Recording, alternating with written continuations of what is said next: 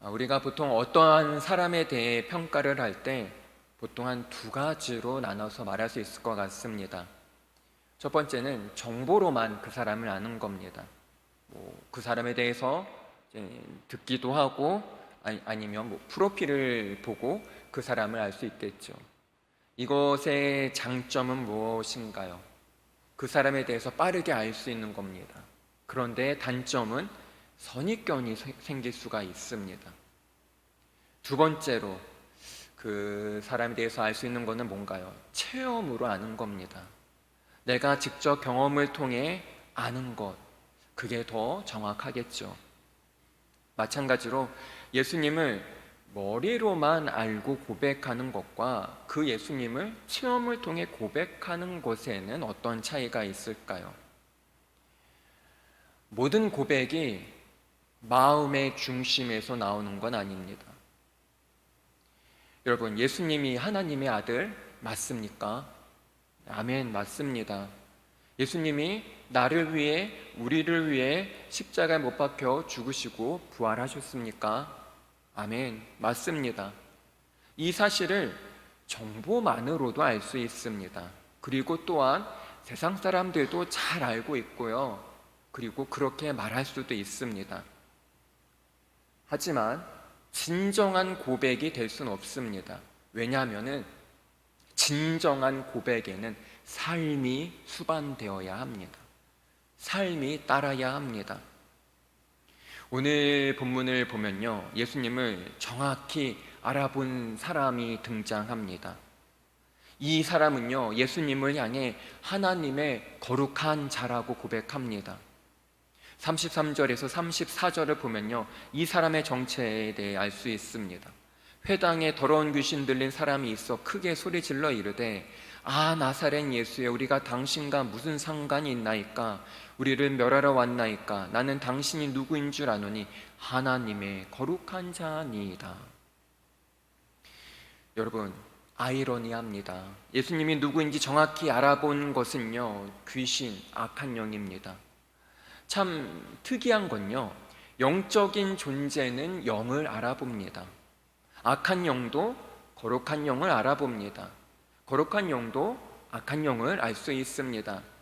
중요한 것은 예수님을 알고 고백하는 거, 그게 아니에요.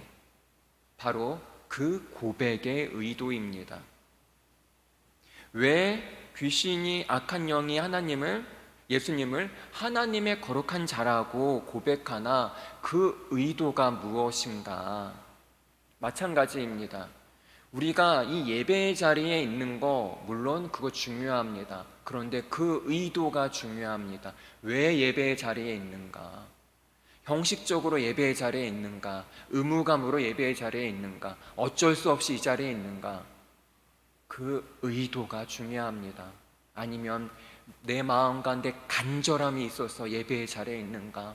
그 예배의 자리에 그 의도가 중요하다라는 겁니다. 그런데 오늘 본문에 보면요, 그 귀신은요 34절에 이렇게 얘기합니다.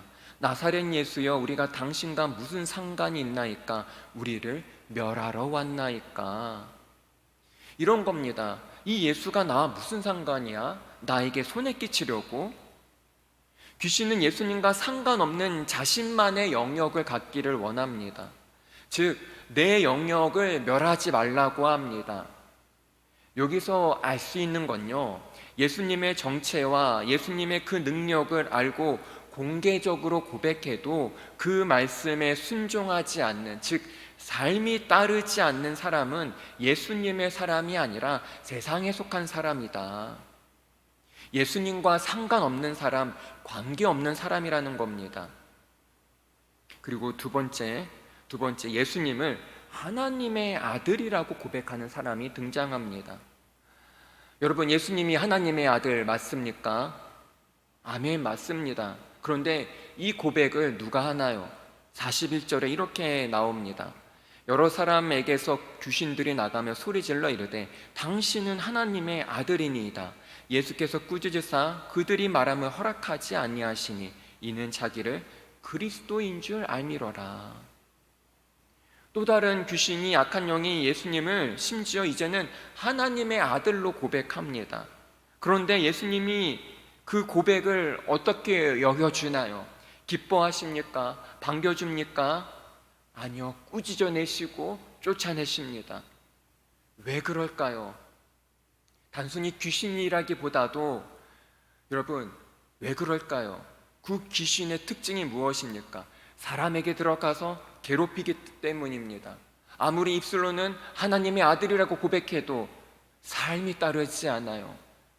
예수님을 하나님의 아들이라 고백해도 삶 속에서는 사람들을 힘들게 하고 어렵게 한다면 예수님의 사람이 아니라는 겁니다.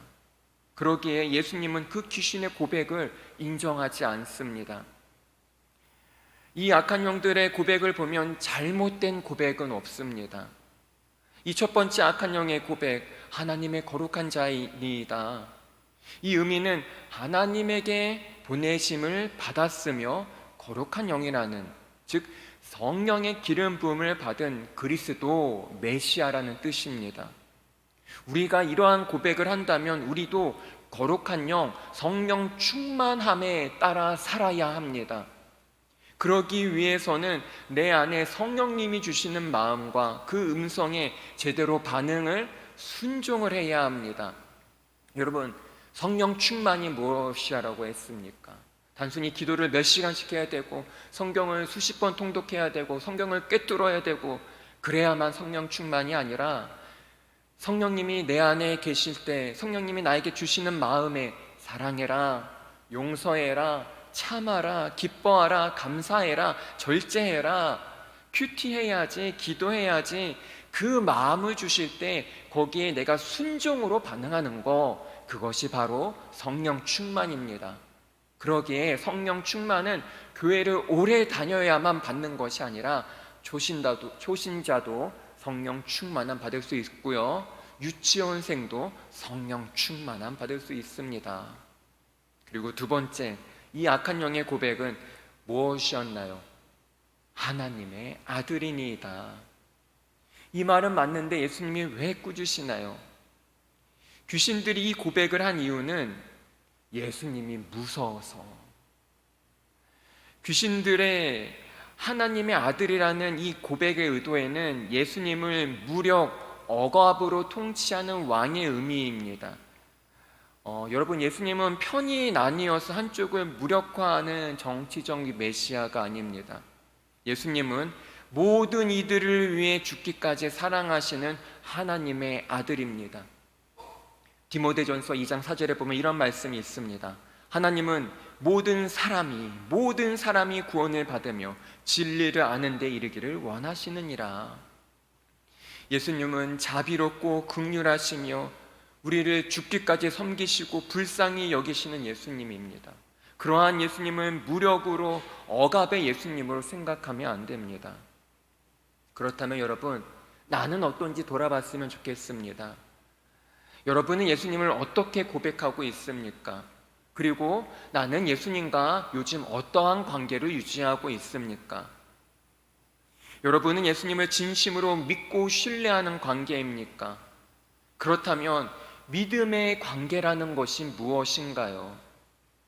단순히 믿습니다 반복하면 믿음이 생길까요? 믿습니다 수백 번 수천 번 하면 믿음이 생길까요? 한번 옆 사람 볼까요? 옆 사람의 믿음이 좋은지 어떻게 알 수 있을까요?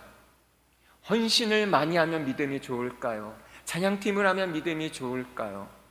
교회에 빠지지 않고 나오면 믿음이 좋은 사람인가요? 우리는 보통 믿음이라고 하면 뭔가 열심히 부단히 하는 걸 생각합니다. 내가 뭔가 열심히 해야 되고, 내가 헌신해야 되고, 내가 기도 많이 해야 되고, 말씀 많이 봐야 되고, 내가 뭔가 열심히 하는 걸로 생각합니다. 물론 틀린 말은 아닙니다.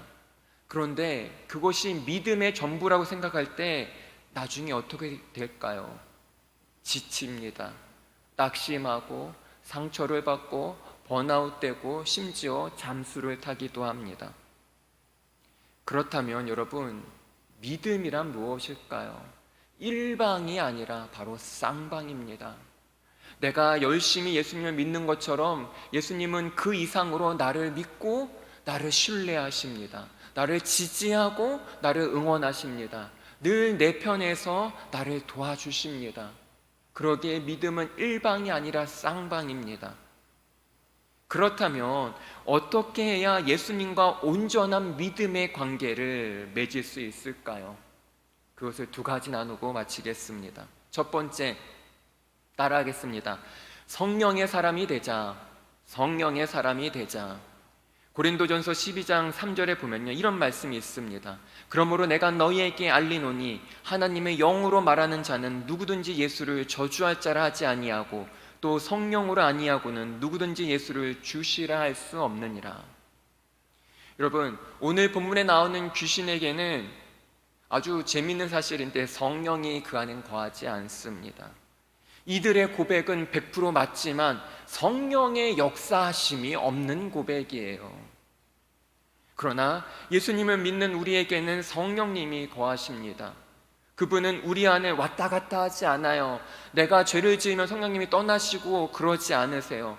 성령님은요, 내가 죄를 짓건 내가 선하게 살건 늘 항상 언제나 내 안에 역사하십니다.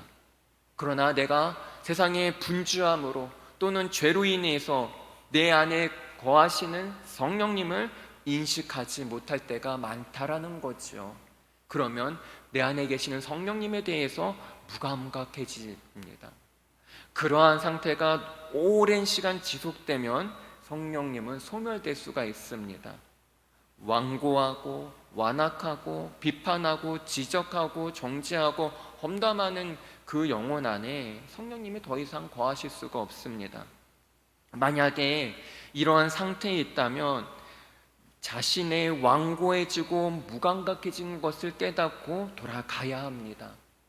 언제나 예수님은 탕자의 아버지처럼 두 팔 벌려 우리를 기다리고 계십니다. 그리고 이제 두 번째, 함께 따라하겠습니다. 우리는 하나님의 귀한 아들딸이다. 우리는 하나님의 귀한 아들딸이다. 이것을 꼭 기억하길 바랍니다. 귀신은요, 예수님이 무서워서 당신은 하나님의 아들이라고 고백했습니다. 그러나 우리는 예수님을 무서워할 이유도 두려워할 이유도 없습니다. 로마서 8장 15절에서 이렇게 말합니다. 너희는 다시 무서워하는 종의 영을 받지 아니하였고 양자의 영을 받았으므로 아바 아버지라 부르짖느니라. 아멘. 여러분, 자녀가 부모를 무서워한다면 부모와 자녀 간의 온전한 관계를 맺을 수 없습니다. 하나님은, 예수님은 우리의 모든 투정, 잘못된 거, 실수한 거 다 받으시고 다 이해하십니다. 내가 잘하든 내가 못하든 두 팔 벌려 반기시는 예수님께 돌아가야 합니다. 예수님도 두 팔 벌려 그 사랑을 보여주셨습니다. 어디서 그 사랑을 보여주셨나요?